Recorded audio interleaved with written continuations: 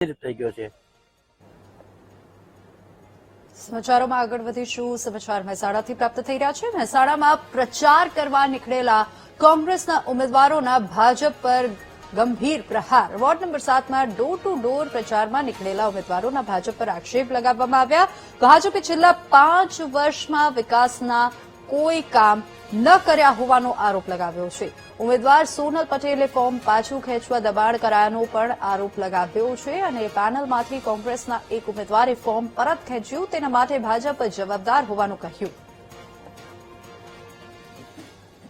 કહેવામાં આવે છે કે જે ભાજપ પેલા અહીંથી ચૂંટાઈને ગયા છે એ લોકોએ અમારું કોઈ કામ કર્યું નથી, એટલે અમે બેન તમને વોટ આપીએ તો તમે અમારું કામ કરજો, એવું કહેવામાં આવે છે। લોકોનું કોઈ કામ જ આ લોકોએ કર્યું નથી, એટલે લોકો તો હેરાન તો છે જ। આ એક કરવાનો છે રોડ, એમાં બી બહુ જ તકલીફ છે આ લોકોને। મને જોરદાર સમાજનું, સગાવાલાનું, બધાનું મારે પણ બહાર જતું રહેવું પડ્યું હતું અને 7 નંબરના વોર્ડમાં જે સમસ્યાઓ હશે એ લોકોની સમસ્યાઓ દૂર કરવાના અમે ચૂંટણી આવીશું પ્રયત્ન કરીશું અને અમે અમારા ઉમેદવારને ભાજપવાળા પૈસા આપીને ખરીદીને ધાક ધમકી આપીને લઈ ગયા છે।